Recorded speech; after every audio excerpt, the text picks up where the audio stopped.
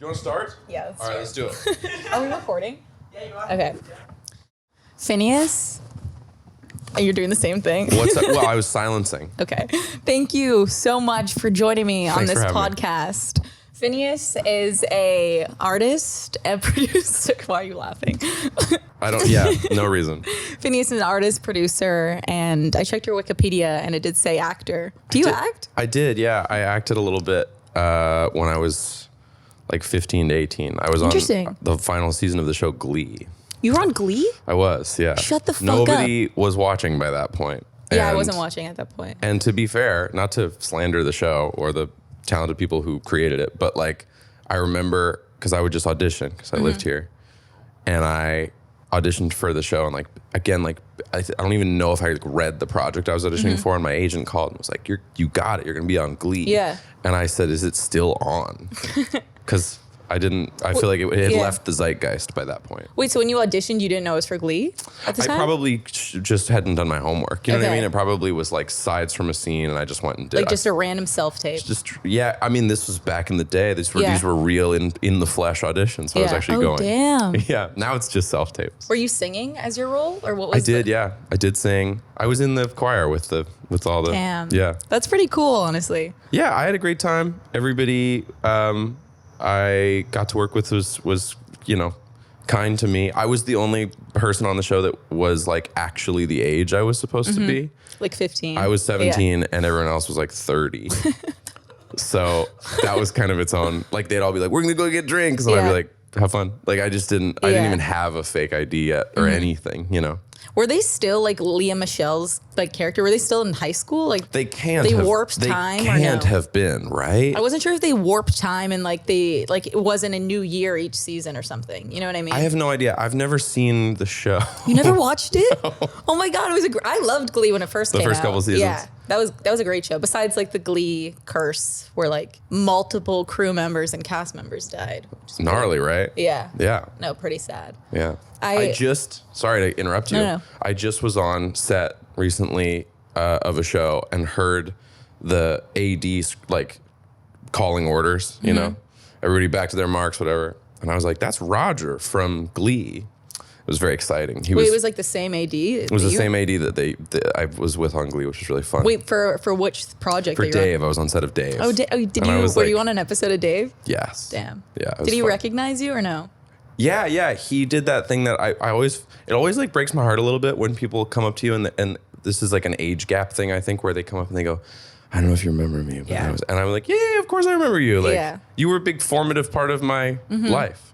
Damn. I guess that's a polite thing to say, like, I don't know if you remember me. I do that too. I say that to almost everyone. It's 'Cause, like, polite. yeah. I also don't know. Like, who knows? Right. You know, especially if it's been like a couple years or like they're an adult and Yeah. have grown up or something, like that kind of thing. Have you had people who you're like, you have to remember me, and then they don't? And like, Honestly, how never. Never? No, I kind of like I have such a terrible memory myself, so I just kind of assume most people don't in like a weird Got it. way. Just like I don't know.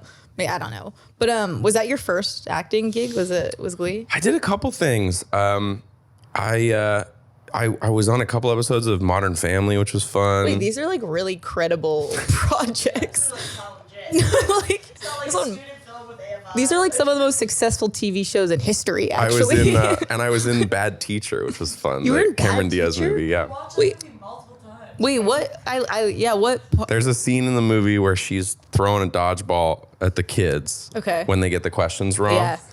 And then one kid gets the question right and gets to throw a dodgeball at her. And that was you? That was me. Shut the fuck up! Wow, that's a great cameo. Actually, It was really Damn. fun.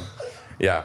That was fun. I loved it. It was super fun. I'd be lying if I said I'm not gonna try to find that clip. Honestly, I was 12. I was That's so sick. young. the fact that you got like these—that's crazy. Those You know are what's crazy about Bad Teacher though was like the kids in that movie. I didn't become a successful actor at all, but the other kids did. Caitlin Dever was in. Oh, she was in that. That, and then Catherine Newton was also in that. Damn. And it just like over the years, like watching them both have like spectacular careers, Mm-hmm. been like so cool. How did you like go out of acting to being an artist? Like, was there just a bigger passion drive? Yeah, I always wanted to make music. That was Yeah. like the thing that I like. If I truly feel this way, like if I'd been like a successful actor, I would have been like unhappy. Yeah. Because I wanted to make music, which is like privileged to say, but really true. And so, yeah, really like the whole of sort of like high school, I was homeschooled, but the whole of high school I spent like, you know, writing songs every day and bullying my friends to be in bands with me and you know, trying to have a career in music. When you were like, if you were making a band, what would have been your position in it? I was always the front man, okay. which was like at this point in time, like I've now been the sort of like instrumentalist for Billie for years, and that's been a super fun role. I think it was less about like I'm the front man and more about just kind of like the default of like I've written a song, let me sing it. And, but it was really and it was I took everything like way too seriously for a like 15-year-old, 16-year-old. What do you mean? Like I was very like I was like a taskmaster. I was really like demanding and not like I should have been like I'm 16, nothing matters. Would you say focused though? Yeah, focused and like just like so kind of like cocky to some degree, but like yeah, probably just like really I assume like unpleasant to be in a band with for another 15-year-old. I've sort of done like an apology tour in the last couple of years of like reconnecting with people I was in bands with in high school and being like, sorry, I was so... Wait, it was that bad? That's amazing. Yeah, but I think, you know, that bad is sort of a relative term. Like, I think like, I just should have been like a kid. I should have just been like, yeah, sure, let's play a show. Like, the stakes were so low. And I was like acting like we were, you know, playing the Grammys or something. It was stupid. Yeah, but you had passion. I was so passionate. Yeah. Yeah. What's your relationship with like passion been like in your life in terms of like what things have you like, because like as a little kid, like I always wanted to do something and it changed my whole like childhood. I wanted to be a construction worker or something. And then I got really into like animation and I wanted to like be an animator. Did you have like childhood like passions like that? Well, it's interesting that you say animation, like stuff like that. And it didn't stick because I always think in my head, like your child, I mean, I'm not the only one that thinks this, but like your like child version of yourself, like that will never change. Like the things you like at 7 years old, you're going to like at 55, you know, true, like there's elements of you that don't change and it's kind of like this unfiltered version of yourself. So for me specifically, I loved clothes. Like that was always like my thing. I want to be a fashion designer. And like, I'm kind of picking that back up now. I got like a sewing machine. I always liked that. I want to be a vet at one point. Cool. Yeah. I'm trying to think what else. Those were kind of like my main. Like a veteran from war. You wanted to have gone to war and come back. Right. Those are I think were my main two. And then as I got older, I wanted to do be a psychiatrist because I just loved like. And look, here you are doing the entertainment equivalent of psychiatry. No, it's actually very similar. Well, that's the thing is I just like talking to people, and that's why I thought I should be a psychiatrist. Right. Because it's just was like the natural like way I could monetize that. You don't have to answer this question, but what's your relationship been like with therapy for you in your life? I love therapy. I've gone to therapy my whole life, like since like age 5. Because Me too. Wait, really? Why? Yeah. Why for you? I had really intense separation anxiety as a little kid. To your parents? To my parents. Okay. Yeah, and so they you know, sort of wanted to like help me feel less tortured and anxious about everything. And as a 5-year-old, I don't know if yours was the same situation, but I was like, I remember telling my parents after a couple years, like, I don't even talk to my therapist about anything. Like, I just play with Legos the whole time. And my mom was like, what do you do all that you play with the Legos? And I remember being like, oh, like, you know. Yeah, what were you doing when you played? Talking. Like, obviously, you're a little kid and you're focused on your little task. Yeah.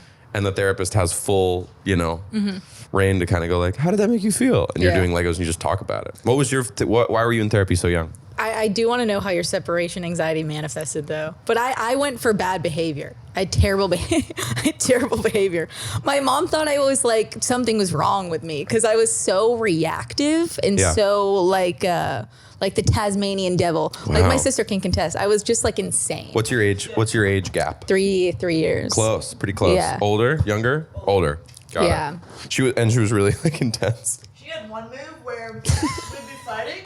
Like she's in the WWE. Fighting, and she would literally just calmly walk over to the knife drawer and put her hand on it and be like, "What now?" And the fight would kind of like dissolve. As a 5-year-old? Yeah. I wouldn't. She was crafty because she had to be. I was bigger. Yeah. Right. Yeah.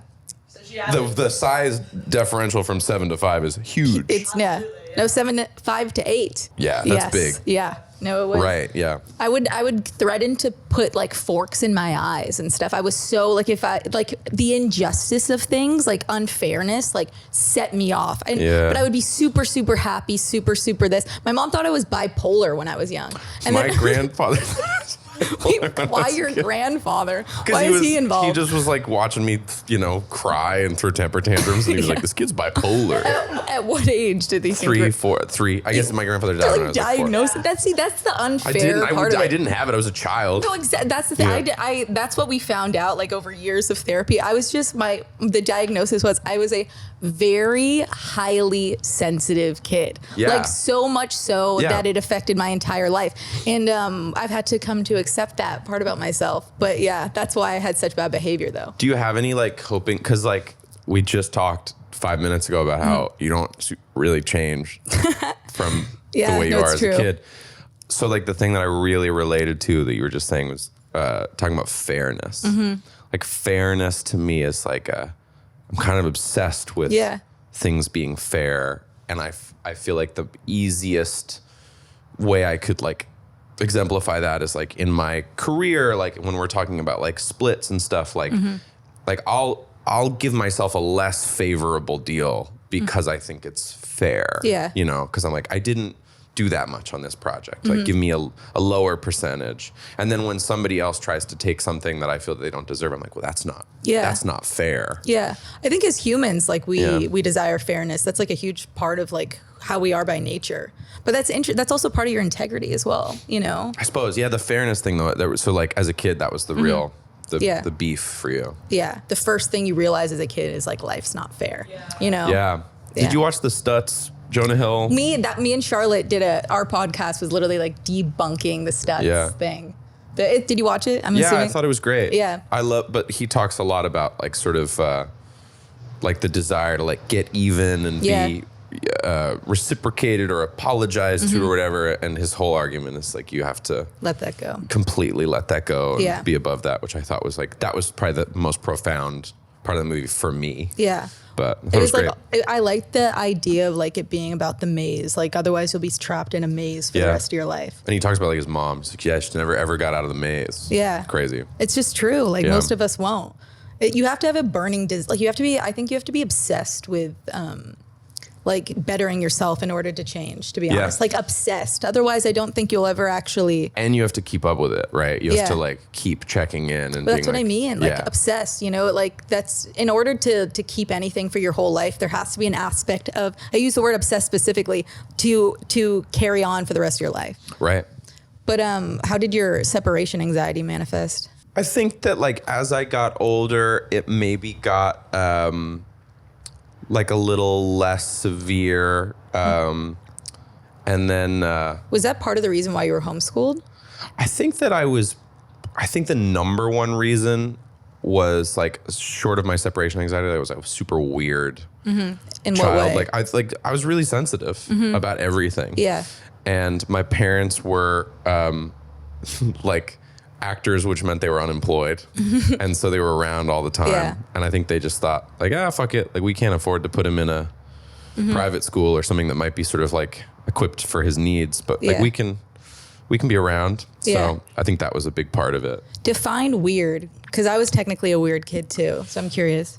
How do I say this in a really sort of accurate way? Kind of everything you're saying. Like I was super emotional and had all this anxiety and was as pretty sort of like interested in shit. Like I read all the time and sort of like my dad is a great storyteller, so he kind of made a lot of stuff that was above my age range very palatable. Like I remember like him like reading Moby Dick to me when I was like 3 or 4. But yeah, I think the sort of like like my parents would have described me as a kid as like very tortured by everything. Interesting. And I think that was a pretty accurate assessment. Yeah. And I remember kind of hanging out with like friends of mine at that age, and I'd be so bothered by something like literally insane. Like if I was like an adult as bothered by it, it would be like a form of insane. Like the seam line on a pair of socks I was wearing would like drive me insane. Like kind of OCD a little bit. Yeah, kind of OCD, I suppose. Yeah, sensory issues. Yeah. And I remember like friends of mine being like, why are you upset about this? Even at like 5 years old. Yeah. And I remember being very envious, being like, I'd really love to not be. To not care. To not care. So I think like as an adult, separation anxiety probably like has changed to like a very dull roar of like, you know, just always like hoping my sister gets home safe on her drive and texting her afterward and being like, did you get home safe? Like it's manifests itself in like just those kind of like little sort of, you know. What about being alone? Are you cool with being by yourself? Yeah, I'm cool with being by myself. So that kind of fixed itself over time. Yeah, it was always, the fear was always that like my mom would go out for a drive and get in a car accident and die. That was always like... It was like existential dread almost. Yeah, it was never like my own safety. It was like the people I loved safety. It was almost paranoia rather than it was even separation anxiety. Yeah. Interesting. Yeah. Do you have anything like that now?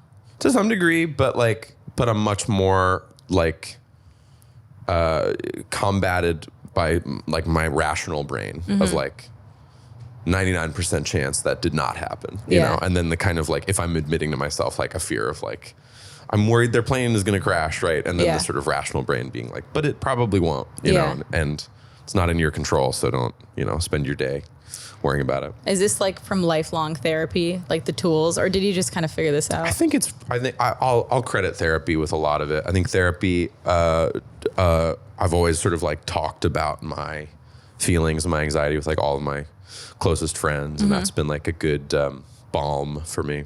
I very am supportive of therapy. Yeah, me too. Yeah. Yeah, I went as a child, and then I think I started going again when I was like 20, and went for several years. And I do this sort of thing where I go very regularly until I really am like pulling stuff out of thin air to talk about. And then I take some time off. Well, that's great. That's great that you even get to a point where you're pulling things out of thin air. I've never been there so far. I've never been at a loss of words yet. Oh my God.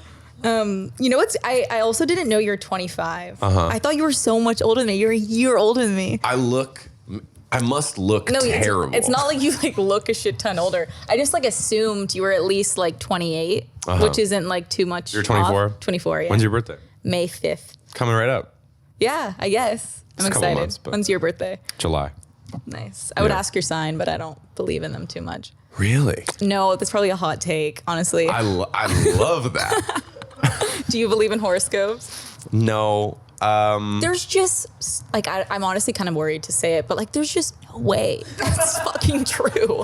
Like, come on. Yeah, I don't know. I mean, it's either, like, this is a weird thing to say, but it's either, like, super true or not true at all, right? I just, like, there's also, like, a theory that there's, like, not even a theory. I guess, like, the stars or whatever have moved so much that there's technically a 13th sign that would shift everything. I've heard this. I read this whole thing the other day debunking, like, turmeric and vitamin C and all this stuff, and I was could you possibly furious about it. Debunk about turmeric, like the benefits of turmeric? I'm gonna go look this up because I'm gonna bastardize this, but like it was basically that the body doesn't regulate whatever the components of turmeric that are like anti-inflammatory, and so within something like 10 minutes of consuming turmeric in whatever way you are consuming it, it's gone. Like it's just been completely dissolved by your body, like and metabolized. Like it's just like it's not been absorbed. Interesting. Yeah, and then that vitamin C is like the thing I was reading was like that vitamin C that you basically can't like boost your vitamin C. What do you mean you can't boost your vitamin C? That it's like the same thing. Even with like vitamins? Yeah, like whatever. Yeah, I mean you can repair a deficit to some degree, but it is like I'm vegetarian and so I'm conscious of my like B12 levels. But I don't know if you ever like look at a bottle of like a B12 supplement, but it's like 25,000% of your daily value. Yeah. And your body only like absorbs exactly how much it needs, and then it just lets the rest pass through like literally like your urine. And so like I guess the thing I was reading was that like C, like it's kind of all sort of like that. Yeah. It's like unless it's repairing a deficit, you can't just like be like just juiced up on. Well, I was about to say, I guess it's a good thing then. Right. It's just like it balancing itself, which is nice. Okay, so your horoscopes thing. I just spilled coffee. I'm a Taurus. No, it's fine. What's your sign? I'm a Leo. Okay. Do you relate to it? I've never like read anything, but Yeah. I've spent my entire life being told I'm such a Leo. I've heard the same. And also, it's such a Taurus thing not to believe in your horoscope. I'm like, are To you be a fucking... cynic? Yeah, I'm just like, come on. But I don't, Yeah. I resonate with so many other signs. I'm like, yeah, but it's like such a self-fulfilling prophecy to me. Like, it's just like you become your sign if you're into it, you know? That to me, that checks out. I think I've always been sort of, I think like skeptical of people's self-concept. I feel like people love to describe themselves a certain way and then Yeah. sort of try to like confirmation bias their way into that's the way I am, you know? Yeah. Do you ever, it's like when a close friend of yours says they like love something that they never do, you know? They're like, I love to cook. Yeah. And you're like, I've seen that person cook one No, time it's in a year. wishful thinking is what It's it is. wishful thinking, yeah. And they're kind of trying to like make it a reality. Yeah. Yeah. You don't really, because I know so much about horoscopes. I'm like, not like, I couldn't even avoid it at this point because all my friends, also just TikTok, it's just like the nature of like today's society. It's like sports for girls is horoscopes. You know what I mean? Like, I'm being for real. So it's such a thing. So the Leo characteristics are like very, like always has to be center of attention. Like that's kind of Leo's like main thing.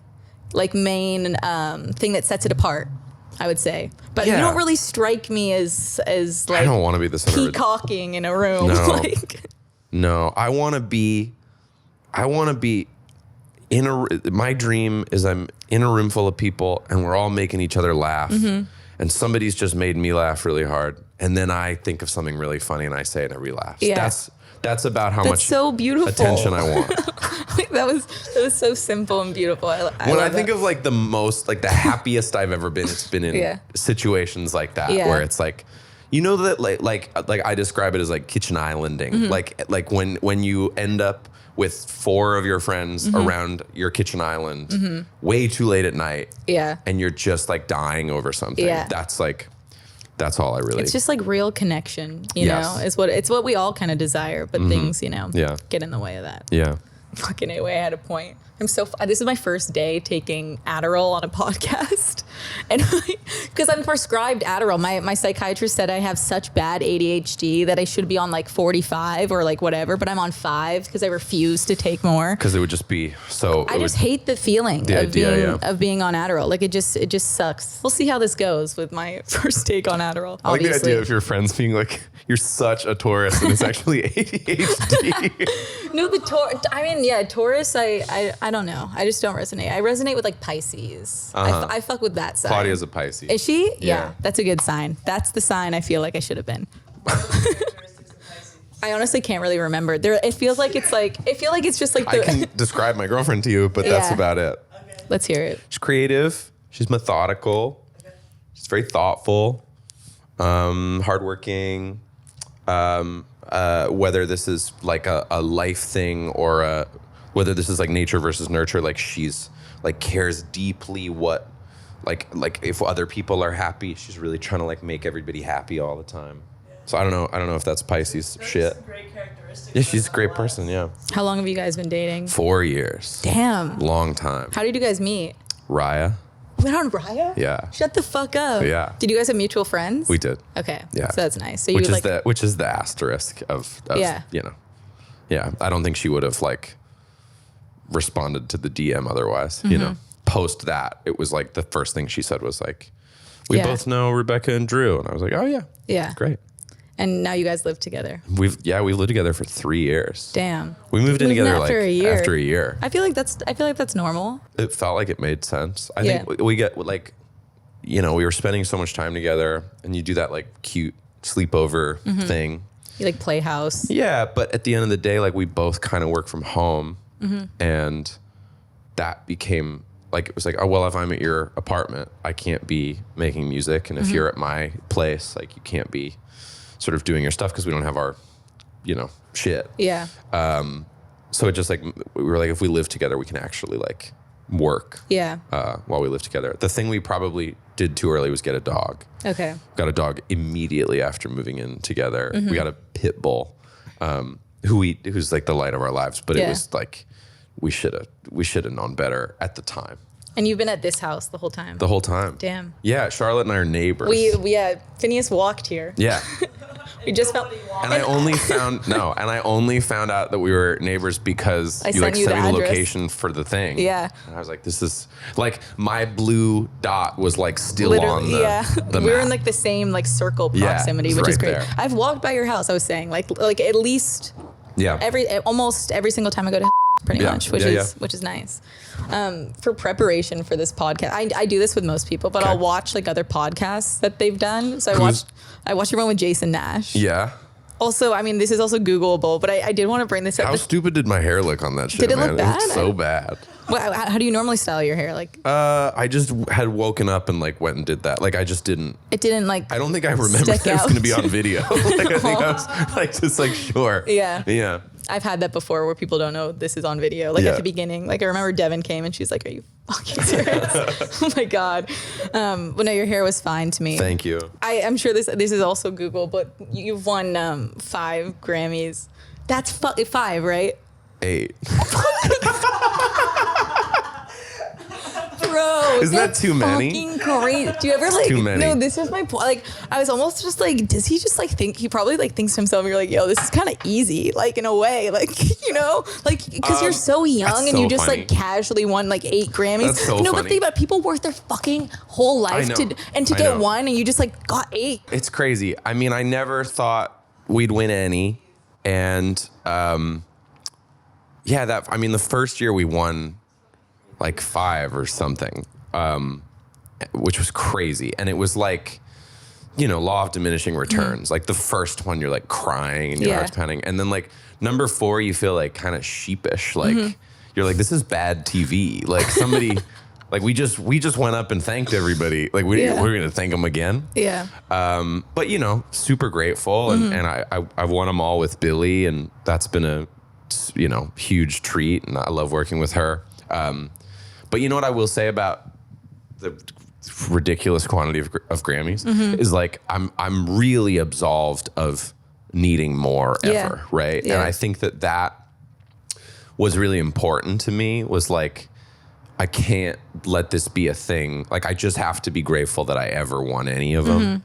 And I can't be like obsessed with like Happier Than Ever, our Billie's sophomore album. Like it was nominated for all the same ones again, and we didn't win any. And we were both like, Who cool. cares? Like, Yeah. and everybody that won those, we thought were great. I love John Batiste.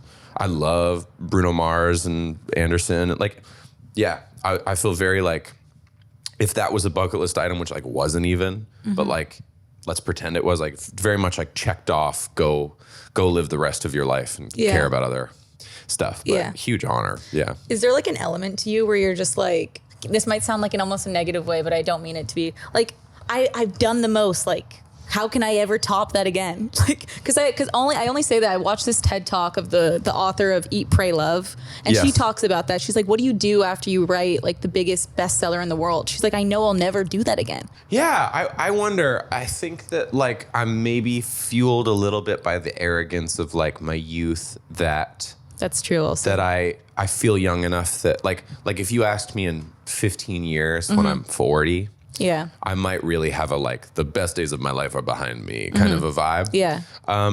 But yeah, I mean, I have a lot of interest. Like I was just describing this to somebody the other day in a meeting that like, I feel like we're in a period of time. Music is such a pervasive like art form that like if you make a big song, like it's so big. Like all the big songs you can think of in the last couple of years, like everyone has heard that like in the pop world. But I was like thinking about like movies and television and like Babylon, which I watched and thought was awesome, like being made for like $80 million and making like $2 I know, it's so sad. Which again, like I thought that movie was awesome. Yeah. And then, like incredible TV shows that you watch 5 years late and you think like, this is unbelievable. Like where have I been? And it's just because there's so much stuff. Yeah. And I was just sort of thinking about like the kind of like recognition component of things. And it's like, I was really sort of, it reinstilled me like, you have to do everything for the process of doing it, right? If you're Damien Chazelle and you're like, I want to make Babylon because I want to make the biggest movie, like he'd have to he'd have to at this point be like, wow, I failed. But like, I think that movie's great. I think it's beautifully filmed. I think the script is really interesting. I think the score is incredible. Like, I like that movie a lot.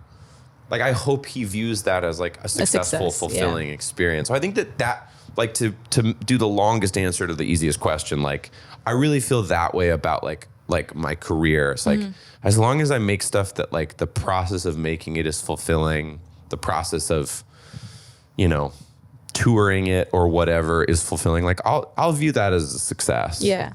Well, the thing is, you'll never not, you know, like you've accomplished so much at such a young, like it's just fucking crazy to me. What makes a good producer? There are people that are good producers that don't have these qualities. So like what I try to be as a producer, what I want to do is be sort of like a force of like reassurance and hopefully some inspiration and a something to bounce ideas off of.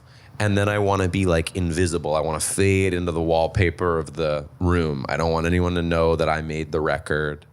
Like my favorite compliment I get is like someone will be like, I was listening to this song by a girl in red and I looked at the credits and you produced it. That's sick. Like I love when people can't tell that I made something and they liked it anyway.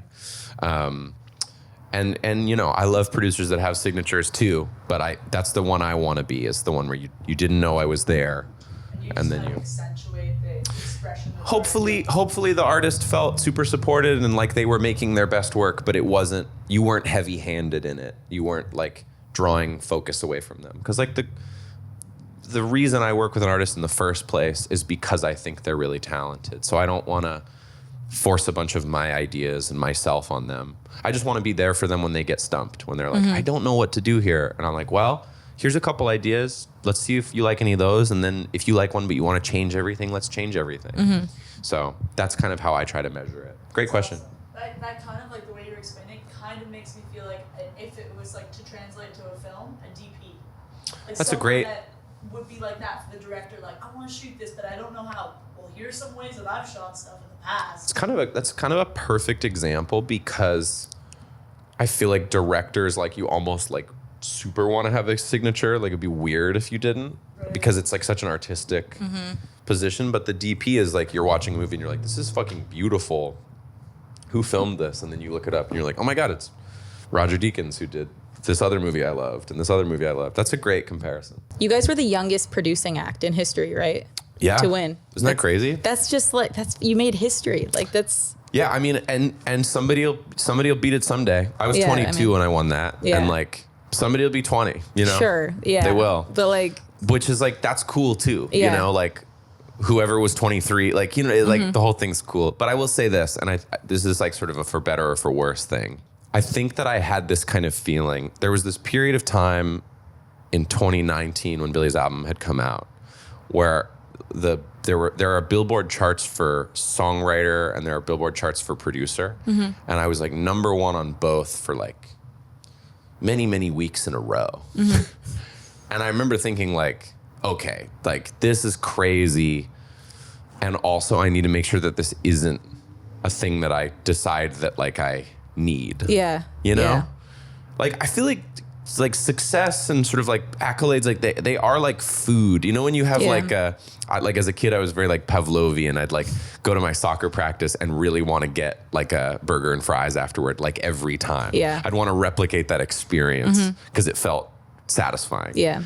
And I think as a career, I was like, I remember like that happening and thinking like, I really can't rely on this to make me feel like good about myself, to give me like better self-esteem. So I kind of have to like put my guard up against like even being like, I'm proud of it, but like even like really taking it in. Yeah. So I think that's maybe been like the only like double-edged sword of it, is like, I don't really know like how much of it I've actually internalized for fear of that becoming like a thing that I need to have and like an obsession. Yeah. But that's just like a coping mechanism, I guess. And maybe that's like a result of therapy, I suppose. Well, they like you over there. I suppose. But yeah, I think that they're all like, nothing is like, I don't think any institution should be above criticism. I agree. Yeah. What things are you like like what's your relationship with pride? I feel like it's important to have like a little bit in Sure. terms of just, it's not good to have no pride. I don't know. That's a tough, like broad question. I'm trying to think. What do you mean by like specifically in your mind? Yeah, I mean, I think that like the broad answer is fine. Like what's your relationship? Like what makes you feel proud of like the people in your life, your family, your friends? What makes you feel proud of yourself? What's your relationship with like goals and accomplishing shit? Like what's your relationship with that in a kind of like how healthy do you think it is? Seems healthy to me. For me, like since I was a kid, like my main priority, like above all, and I don't know if this is like the best thing, but it's always been, this is gonna sound so lame, but it's always been like making other people like feel good. Like that's been my like reward system of my life. Cause that to me awesome. like will have like the biggest like, I don't know if it's just like how I view it. Like that to me is the most important. You can have goals and sure this and that, but like at the end of the day, like that is to me like what matters the most. So that is how I kind of look at it. And that's kind of how like I like evaluate myself of like, are you being successful in your life? Like, are you a successful person if you've like changed people's lives in your life in a beneficial way is kind of how I look at it. Great way to look at it. Yeah. I don't know. It sounds so fucking lame. Look at how far you come from putting your hand on the knife on the knife. Like I'm picturing that block of wood that has the knife. We had a drawer. You had a drawer. Putting your Yeah. hand on the handle of the knife drawer as a 5-year-old to trying to better other people's lives Yeah. and defining your own Yeah. self-concept by that. Yeah. It's beautiful. The half of my childhood was like demon, and then the other half was always like helping people. I think that was part of my I don't know. I just truly do like it, and I don't know. It sounds so fucking lame, but that is how I view it. But yeah, I've come a long way. I've definitely like got my behavior under control at this point, which is nice. Got my behavior under control. No, I do. I really feel in control now, which is good. Which I think is a good thing. What makes you the most angry as an adult? Ooh, okay.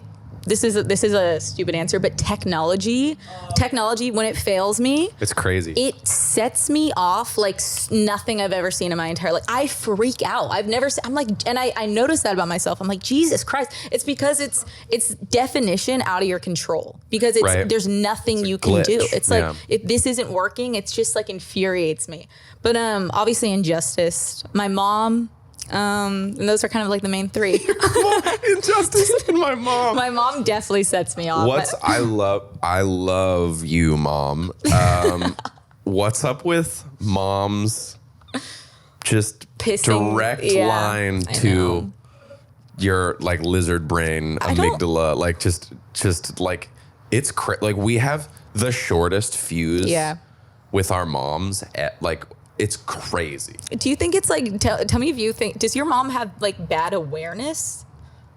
Like, because God, no. like, I don't I know. don't think so. I don't know. I just think that we have this like, I don't know, like it might be like the most primitive thing we do, this kind of like becoming an adult, you know, looking for all of the faults in the, people that raised you. I don't know. Yeah. I don't know. I also like love my mom to death, but my fuse is so short. It's terrible. I think a lot of it is like, at least I've seen in other people's parents and like our own, is like an aspect of like they aren't aware that they're doing it, so they don't know what they don't know, Can I give an example of something that Please. is harmless?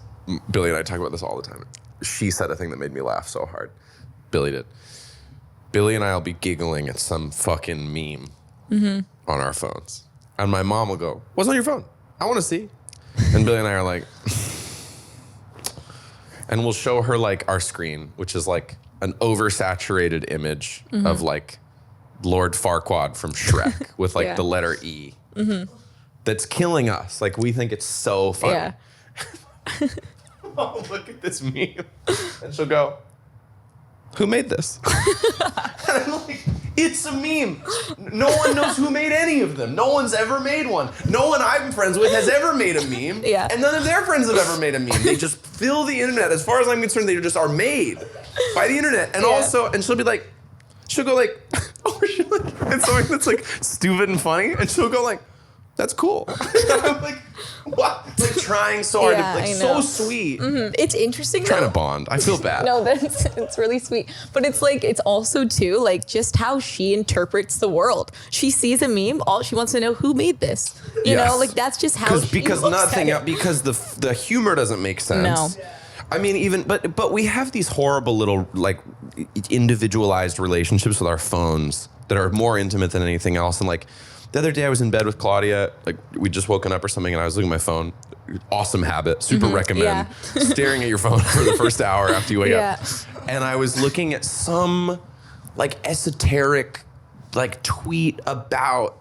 It was some like political districting tweet. It was right after the midterms, and it was really making me laugh. It was some really good joke. And I was like laughing out loud at it. And Claudia was like, what are you laughing at? Which is like such a fair question. Like it feels so exclusionary to be in bed with somebody you're super close with and be like laughing at something. And your imagination is like, who's making him laugh? Or what thing am I, what show or piece of content am I, what are they excluding me from? I want to laugh too. I want to laugh too. I thought like, I'll just send it to her. And so I sent her the thing. And she like read it and was like, this isn't funny at all. And I was like, well, I was like, Too bad. really made me laugh. And like, I apologize that, you know, I suppose like the thing that, if I'm boiling it down, like I should have been clued into like my environment then and been like present in our moment. But she was looking at her phone too. It's like we were having separate moments.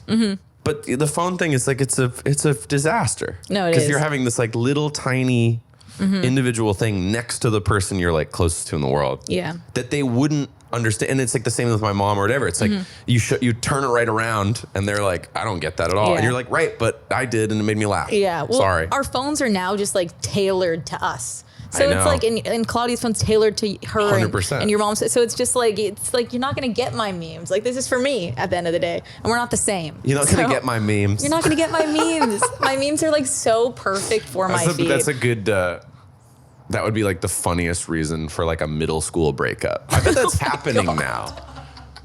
You think? You think She's that's not like gonna, the she's not modern gonna get my memes. crisis is like, No, bro, she's not gonna get my memes. oh my God. Yeah, no, I could see that. Do you think there's memes for like our parents' generation? What do you mean? Yeah, Like, they're so dumb. are there Yeah. old, like boomers are making memes? They're all over their fridge. That's a meme. All that shit that's on an adult's fridge. Like the 1950s jokes. Yeah. Thing, or- Yeah, well, just like anything, just like any. What even is their humor? Like in a generalized sense, what is it? Like My dad they just. liked like Seinfeld. Like I don't My know. dad sends me nonstop videos of stuff being crushed by the like. Oh, the hydraulic press. this thing, the like spinning. Oh, the like shredder. The shredder Yeah. thing, where it'll take like a whole truck, Yeah. and the truck will just go like, and just like get Yeah. crushed. No, it's good. That's They'll like just send me those. Yeah. It'll be like crazy, right? yeah. No, it's actually insane the amount of content we get. Like the hydraulic press, the Yeah. crusher. I wrote back, do you ever wonder what it would feel like to go through one? And my Yeah. dad wrote back every time. Yeah.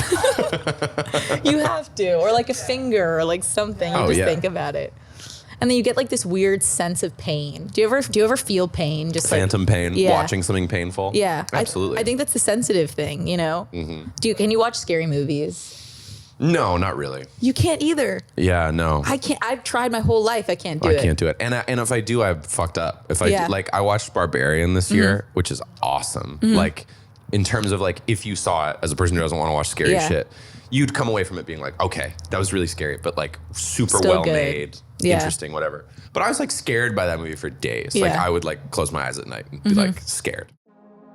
This episode is brought to you by ZocDoc. ZocDoc is the only free app that lets you find and book doctors who are patient reviewed, take your insurance, and are available when you need them, and treat almost every condition under the sun. That is dentistry, that is if you need to get your bones checked, if you need to get aligned.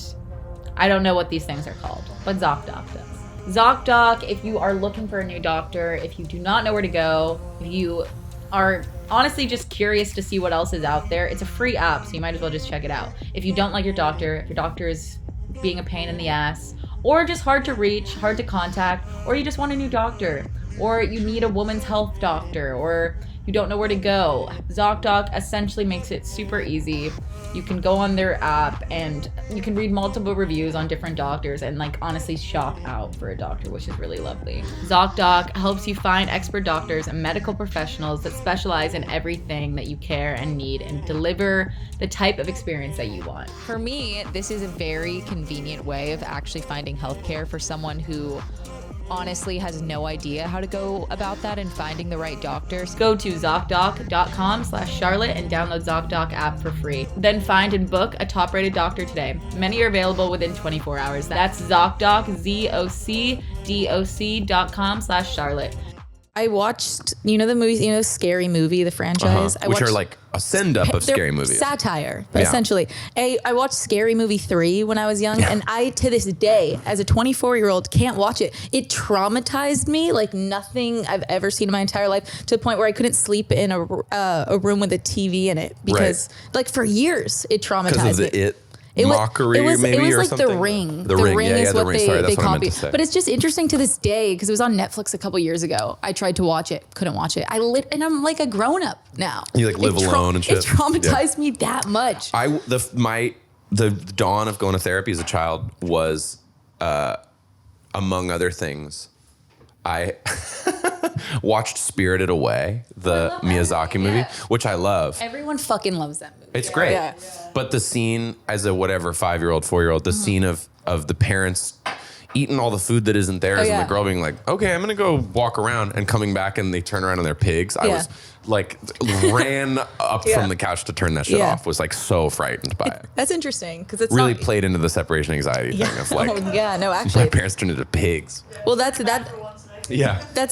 probably exactly what it was. But it is interesting because like watching people in pain, like you feel like it's happening to yourself. Like genuinely, it feels like you're having a reaction to the pain. It's like you can't do it. It's so like engulfing to watch a scary movie for me. And I've tried my entire. I can't even watch Grey's Anatomy Because of all the pain and everything. Because of like scalpel. I could watch people get shot and that's it.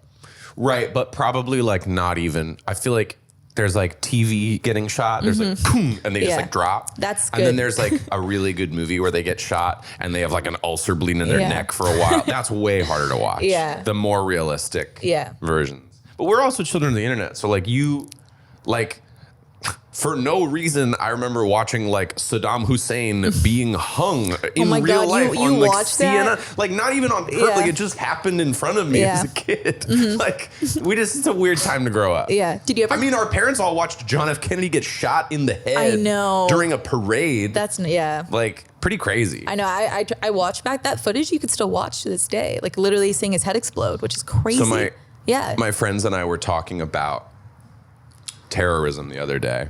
Nice. And we were talking about, I guess terrorism's maybe the wrong word. We were talking about like assassination attempts on famous figures. Yeah. And we were talking about the Lincoln assassination. And I don't know if you need a little refresher on the Lincoln assassination. He was shot by John Wilkes Booth. Yeah. In a theater. John Wilkes Booth was a famous actor of his day. Walked up behind Lincoln, shot him in the head, jumped out of the booth onto the stage, broke both of his legs. Oh, damn. Screamed like a quote from like the Bible, maybe. Screamed a quote and then hobbled off the stage on 2 broken legs. My buddy goes, do you know what that's like? And I was like, no, of course I don't know what it's like. And my buddy goes, he goes, that's like James Franco shooting Joe Biden in the head at a Charlie Puth concert. That's literally what it fucking is. Dude, that's like such a terrible, like an embarrassing assassination. It's such a crazy, like, if you're in the audience, you're like, John Wilkes Booth just shot Abe Lincoln and then said like a cool, I think he might have quoted Shakespeare. Like it was crazy. Yeah, interesting. That's so pathetic. Like, for what? Like, I just don't fucking get it. Was he like that famous? He was like a credible actor. I don't know. He was the president. No, not fucking Lincoln.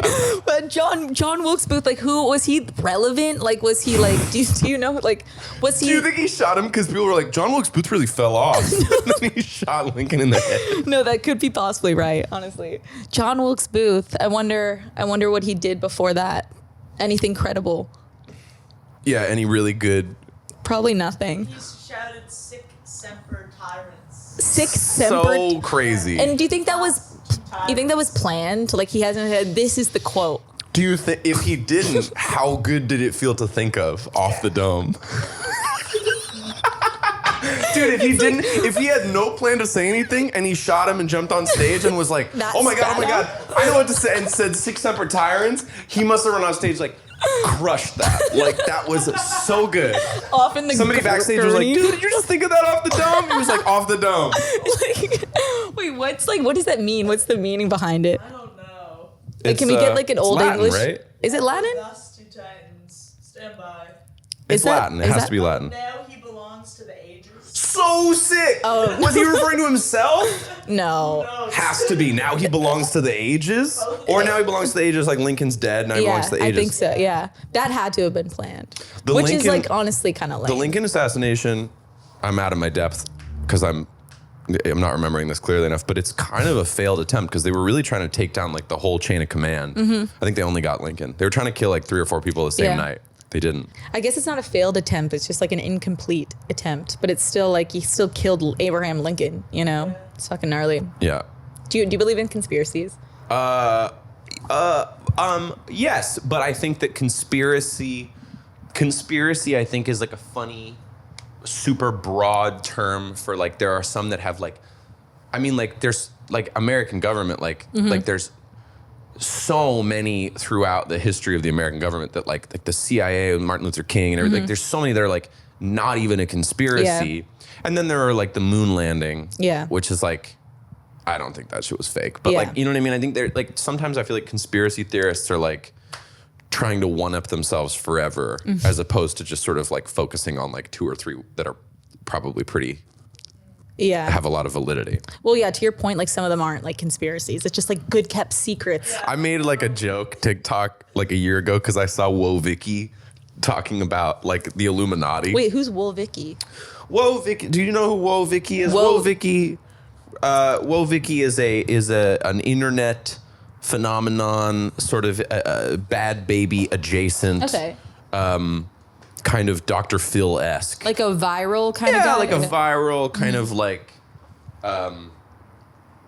problem child, so to speak. Okay. Anyway, she did this video.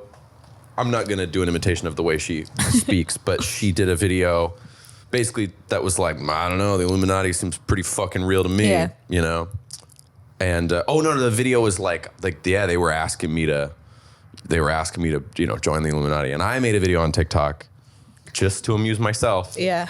That was like, I've been in the Illuminati for months. Yeah. Whoa, Vicky has never been to a meeting. She's not invited. Yeah.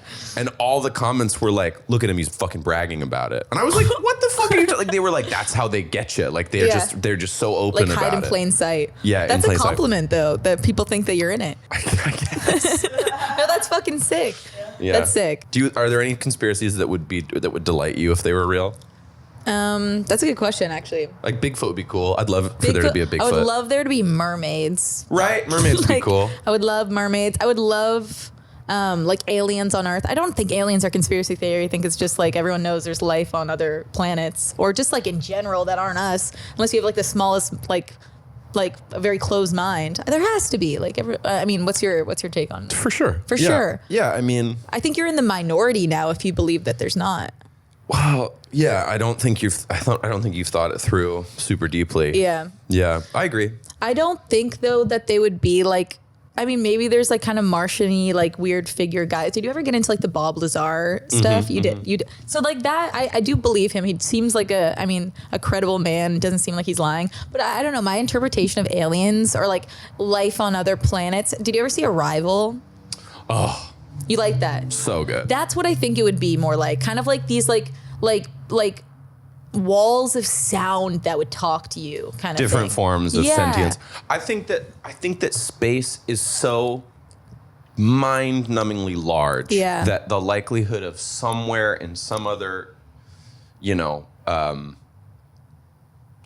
galaxy, light years and light years and light years and light years away, that there's something as sentient in us is pretty likely. But also the timeline. I mean, like if you think in terms of light years, if you think in terms of like, you know, millennia, the periods of time where planets are habitable are super short, and a lot of evolution has to take place on that planet in that solar system within this very finite amount of time. And the likelihood of like them getting as sentient as us, fairly likely, them getting more sentient than us, fairly likely, them inventing like space travel so complex that they could travel light years to get to another planet, to get to our stupid planet, to fly around and observe our stupid species. That seems like a stretch to me.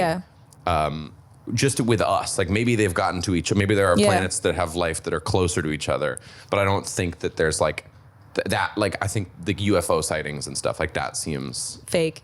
It just doesn't seem. That seems like our best idea of like, it seems like a science fiction thing to me of like, hey, this is what I feel like what it would be like if aliens were to come here. So. And I don't discount that, like we just don't know that much about our own government. Like military programs, and so like a lot of the like we saw this crazy spacecraft. I'm like, yeah, but like countries all have like super secret military programs, and they're testing strange devices and like or like new technology, stuff like that. Yeah, that's kind of what I mean. It's like I think that, and also, you know, for what it's worth, it's like if there were any sightings, they'd have to be really high def now. Like we all have like a really high def little phone. And they're like the blurriest, grainiest. Yeah, no, I know, it's so true. I feel like I feel like they absolutely exist, but like we're so insignificant to them that they don't care. They're not coming here. Truly, like there's so, like I genuinely believe that's what it is. Yeah, probably. Like we're just insignificant. I'm gonna use the bathroom. No, please. I like that you like doing podcasts. That's what I was thinking. I was just like, because you had your own podcast and you like going on other people's podcasts. Because not many people like will do like long form conversation. But you genuinely like it. You had your own. Yeah, and the one we did was just me and Claudia. Yeah. You just did audio, right? It was just audio, and sort of arguably, I think that the guest reliant format.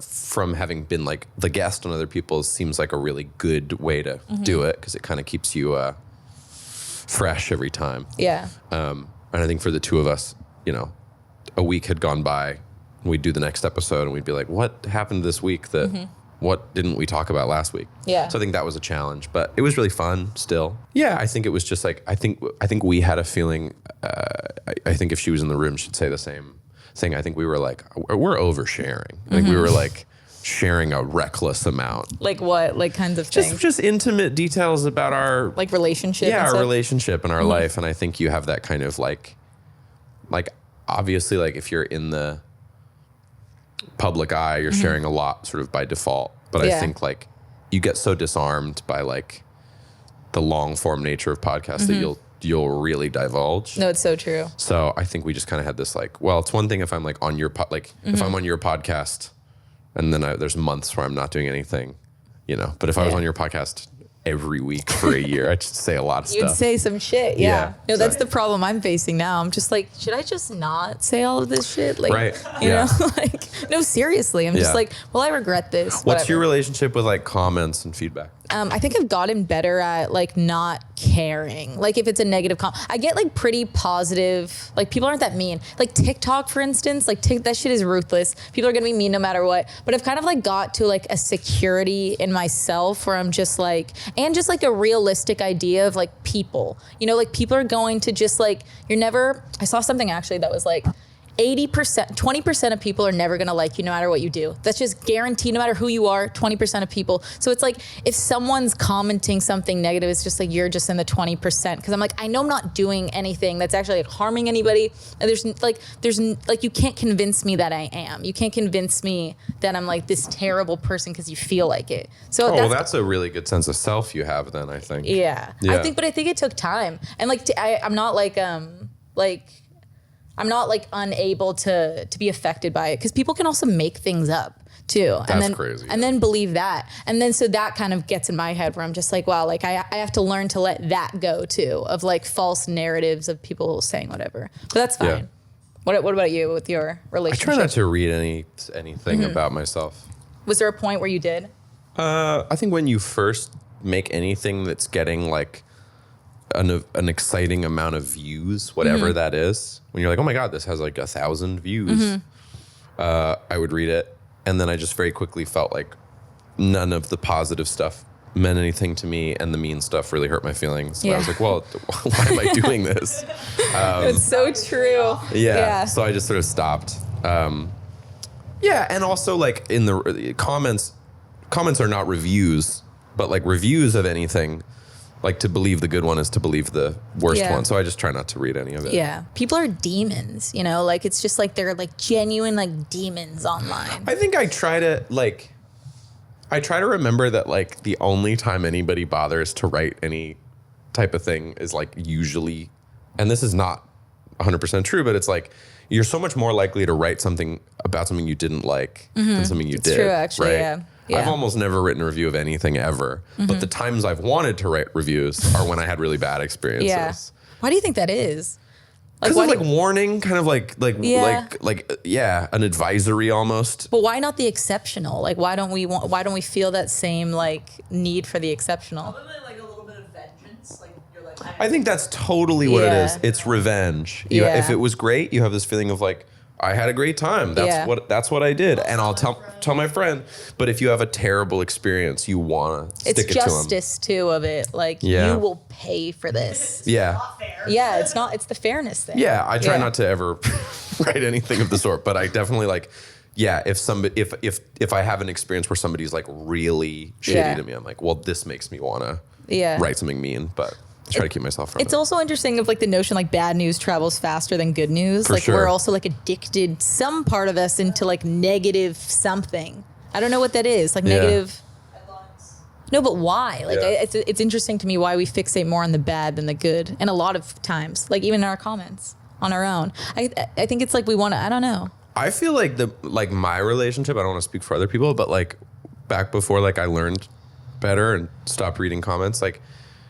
Even if the ratio, and I don't know if it ever was, but even if the ratio was like 20 to 1, like 20 really nice things to 1, the 20 things would like roll right off my back. I wouldn't even take them in. I'd be like, nice. So mean, breaks my heart. Yeah. Think about it all day. Yeah. Like, it's kind of crazy. I think it's also too like the elements of like, I think every person has like elements of self-hatred. So you want to believe, you're like, where's the comment? I mean, maybe I'm fucking projecting, but like, where's the comment that like is gonna tell me that thing that I already know? Yeah, I know I fucking suck. Ooh, it's like It's like that's really interesting. It's like to validate the thing that I know. A negative confirmation bias. It is. Yeah. Because we all kind of hate ourselves a little bit. Right. When am I going to read about how bad my skin was today? Yeah. Yeah. Or because that's how I. Yeah. Anything that you knew. Yeah. What have you enjoyed doing lately the most? Is there something like that you're doing that's kind of new in your life that you're like particularly enjoying? The first thing that came to my head is I enjoy living in imaginary situations. This is gonna sound crazy, but well, you acted, so you know. I think this is why I like, because I obviously I do modeling and stuff, but I started getting into acting. And I think why I like it so much is because I already lived a lot in imaginary situations, like in my room. It's just fun for me, and so I've almost donated my life to that in the last. Like 3 weeks. Like I kind of just was like, you know what? Because I try to go on my phone less. So I'm like, what do I want to do equally as much as go on my phone? And this is the only thing that's really worked. So I put my phone down. I just kind of like live in these like imaginary, but I think that it all helps like with acting. I think that's why I like it, because it's just like, it's gonna sound crazy, but anyone I guess that does like theater or any sort of thing in acting would probably do the same thing. But that's kind of taken over my time in the last. Is imagining fun. Yeah, it's something I don't want to let go of, and I think it's already really concrete in me, and so I love it, and it's just been like an interesting thing to. It's a unique answer. Yeah. What about you? I was gonna say something very ephemeral, but that's such a better answer. So I'm trying to sort of like distill it down to that. I feel like the thing that has been exciting to me. Over the last several months is like I feel like I've made my life a little bit more socially focused. Okay. And not with a crazy amount of people, but I feel like I've I've really found so much joy in like being more like it kind of across the board, like whether it is sort of work related, like I've been much more interested in being collaborative with like people outside of like Billie and I really have always been like a unit and worked together on stuff. And I continue to make all her stuff with her. But like just outside that, if I'm producing a song for somebody else or if I'm writing with somebody else, like I'm sort of like really enjoying being like much more collaborative. And I think it's sort of like twofold. Like on one hand, it like actually makes it easier. I think it's just like more people involved. And on the other hand, like I think that I've been like really enamored in the last year with like other people's ideas in a way that like, I don't know. I think for years I was so kind of, you know, maybe it was insecure, but like I was just like always trying to just like fight my way through creative processes. And I feel like now like I'm much more interested in like, what is this person's brain gonna add to this song or something? What do you mean by fight your way through creative processes? I think like I used to have this kind of desire to like, you know, when you want to finish any task alone for the weird satisfaction of just having done it alone. Yeah. Like you're like when you're organizing your shelves in your kitchen or your closet or something, and like if somebody came in and did it all for you, even if they did a really good job, you kind of have that like, I kind of wanted to do it myself, even though it was unpleasant. I feel like creatively I've been like that kind of my whole life, like wanted to solve the problem alone. Yeah.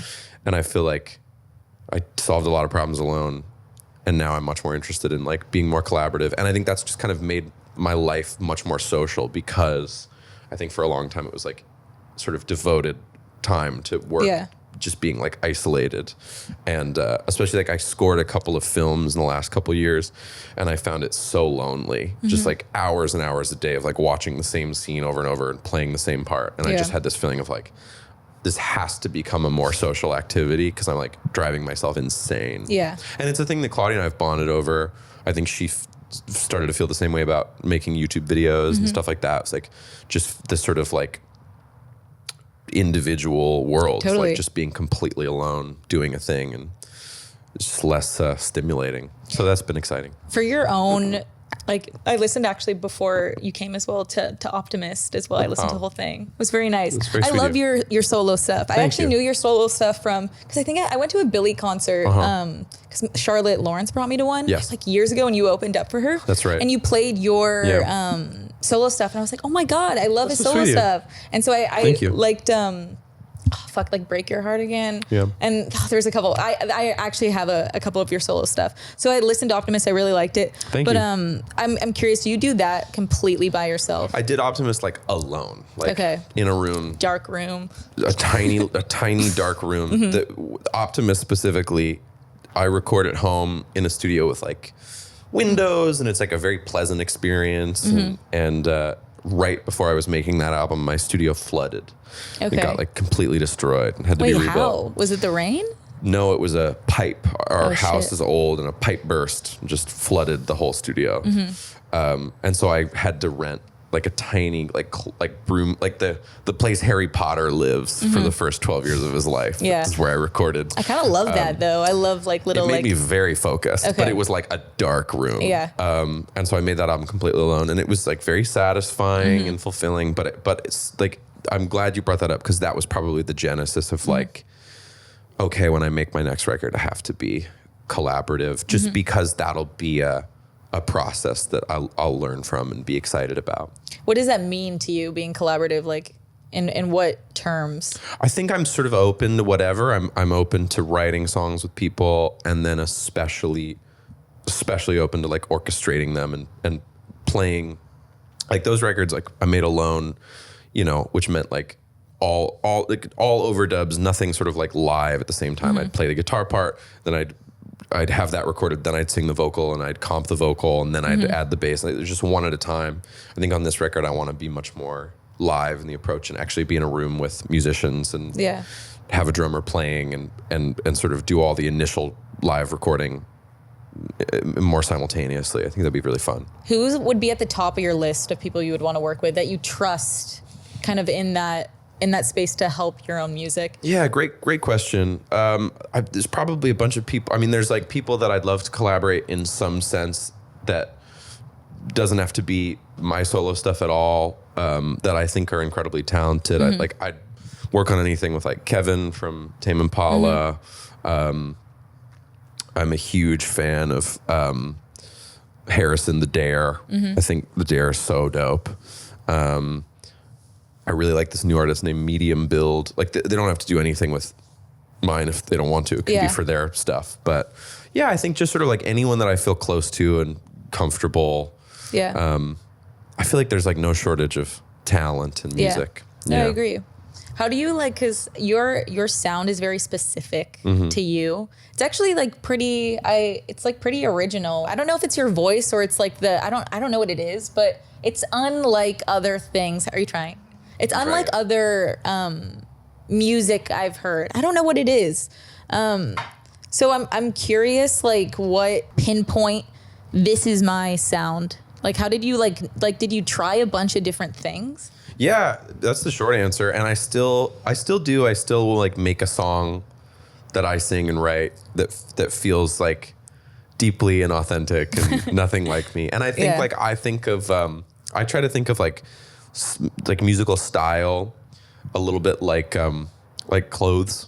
And I think that like, I don't know if it sounds like you really care about fashion. Sometimes you see something like either on a runway or on a mannequin or just in print and you're like, that's the coolest jacket I've ever seen. Yeah. And then like I'll put it on and I'll look like an asshole in that jacket. Yeah. And you're just like, wow, I can't really pull this off.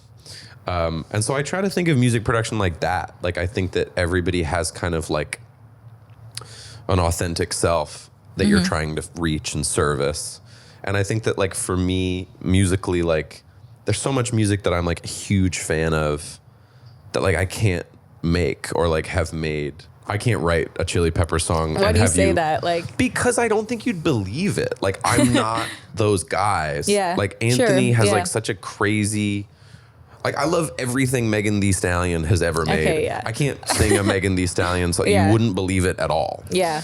And so I just try to be like by that sort of like I try to measure everything by those virtues of like I want you to hear something and be like, yeah, that's like that sounds like that's him being honest and that's who he is and like especially with Billie, like I'd started sort of making stuff with her before I put out stuff under my own name and the dumbest thing I could think of was like making something that sounded like her music but sung by me. Yeah. Because I love her voice so much. And also like she's a huge part of why her music sounds like that. So it'd be very inauthentic. Yeah. And you know what else? Like I feel like I hear songs that like other people make that I'm like so like I'll reference Girls by the Dare, which I just like I think that's like the coolest song. But if I sat here and played you that song and it were me singing, I'd be like squirming. Like I'd feel so kind of like because it wouldn't be authentic to like me as much as I like wish I could do that because I think that piece of music is amazing. But if I sang you like Break My Heart Again or I Lost a Friend or something like that, I can wear those confidently. Those are like my jeans and t-shirts music where I feel comfortable in them. By that logic, would you say that it was never going to be anything else but this? Like it would have landed on this sound? I guess so. And like maybe it'll change at some point because maybe I'll change. But yeah, that's how it feels. It feels like the sort of the right angle of stuff. And now it's sort of like about kind of like not repeating myself. Because I think once you find something that feels authentic, you're like, well, I don't want to just make the same song over and over and over again. That's lame. Who do you listen to? I'm always curious when someone in music, I just am curious who you listen to. Feist is one of my all-time favorite artists. Shut the fuck up. That's amazing. I love Feist. That's a interesting answer. I like that. Yeah, The Reminder is an album that I like worship, and then I think like Pleasure, the album is just like such a masterclass in what she does. Feist is incredible. I grew up loving like Ben Folds and who else do I love? Who is your number one Spotify artist this year? I use Apple Music. I have the worst. I use both. To be honest. I feel like I have FOMO of the Spotify Wrapped experience. Yeah. Because they're like, you listen to nobody this year. Yeah. No disrespect to Spotify. Keep putting me on those playlists. Yeah, I feel like the last year I listened to a lot of. Let me just pull it up. Let me see. Yeah. I don't want to lie. I've been listening to this new SZA album a lot lately. It was great. So good. SZA. I played you Kill Bill. Oh, I know what I listened to the most the last year. I'm a huge fan of the band Cake. Do you know the band Cake? I don't They're think- from like the 90s. Okay. They've made some music like in the last 10 years, but they have that song this like I want a girl with the right I know. Oh, yeah. location. Yeah. I do know that. I think they're like the best band. Wait, it's long skirt, short jacket. That one. Yeah. That's a good song. That's like an ad song. You know. It is. I mean, yeah, but I like that. I feel like it got big again in the last 10 years from like an iPod commercial or I think something. it did too. Yeah. They have that one, and they have that song that's like reluctantly crouched at the starting line. They're like, he's going the distance. It's crazy. They're so good. No, they are. They have an interesting sound for sure. Is there someone in particular that stands out? I remember sort of like as a solo artist, like really for my own stuff, being very like, do you know Tom Odell? Tom Odell has that song, Another Love. Oh my God. Yeah, I was listening to that this week. Yeah. I remember seeing Tom Odell play a show in like 2016. And I remember thinking like, it's like sometimes you have this weird like eye-opening like, oh, like I could do it like that, I guess. Like he was doing a show where it was like sort of piano-driven songs, but he had like all these musicians on stage. I just thought it was really beautiful. And I've always loved just like song-ass songs, like just great chords and melody and lyrics. And I feel like that show in 2016 was very like inspiring to me as an artist. Yeah, I mean, I grew up loving, like, I remember like, I was like a band kid. I loved like Cage the Elephant and My Chemical Romance. Like band as in bands. I thought you meant you were bands. in band. I was a band geek? Yeah. No, yeah, I loved like alt bands. Yeah. I loved My Chem and Blink-182 and Green Day and like bands were huge to me. I loved Beck. Yeah. Like the alt Beck. world was really inspiring to me. You were on Zach Sang's podcast. Yes. I watched that. So I wasn't sure if you get asked a lot about being homeschooled. That's why I like refrained from it. Just because I find that interesting. Well, you haven't asked me about synesthesia once, which I love. Do you get asked about that all the time? Yeah, which is my own fault. I shouldn't have ever told anyone I have synesthesia. That's the thing where, you explain it? I'm going to butcher it. Yeah, I mean, my synesthesia manifests. We Everybody's won't have different. to talk about it. It's Great. fine. Google it. Yeah. I mean, I get asked a fair amount. I feel like homeschooling is like a funny thing to get asked about because obviously it's like really different for everybody. So for us, it was just sort of like that we weren't in school. And like our parents tried to kind of actualize anything that they were teaching us about. So like the example I always give is like, instead of just kind of like teaching fractions in an like abstract way, they'd be like, let's bake a recipe. Let's talk about measurements. All right, what's half of this like measurement? Let's do, you know. So that was kind of the theory behind all of it. And then by the time I was like 12, I was acting a little bit. And so then it was sort of like homeschooled by default because I was on set. Yeah. And then, I mean, I think if I hadn't acted, I probably would have gone to like, because I grew up in LA, so I probably would have gone to high school with my friends, but I really wanted to be a musician already. So I was filling my time every day. I was like writing songs and, you know, whatever. How did you make friends being homeschooled? Through like extracurriculars. I was in like choir programs, or I was like being terrible on a basketball team, or any kind of interest like that. I'd meet somebody through one thing, we'd have something in common. I'd hang out with them and their friends and stuff, which I feel like is funny because the theory of school is that you make friends with just like anyone in your class, but you're just making friends with like the person you have next to you. Something, well, yeah, but if you have something in common with them, if you like the same thing, or you just get along great. It was so simple back then, like in terms of like how you made friends. No, truly, like I wrote like now you see kids like we were at like I think it was like Thanksgiving this past, and like this new girl walks in with my little sisters, like doesn't know them, haven't met, and they're just instantly happy someone walked in their own age, and they're instantly friends. And I was like, that's so simple. Like you just needed to be the same age at a period of time, and that was it. Yeah. That's the only criteria. You needed to have like, I mean, literally like the criteria, if you really go back on it when you're little, is that your parents have friends who have a little kid. Yeah. And you're like, thank God, right? And they just Thank they God. come over to have dinner Yeah. with your parents, and they're just a little Yeah. like another worm, Yeah. and you just hang out. That's really it.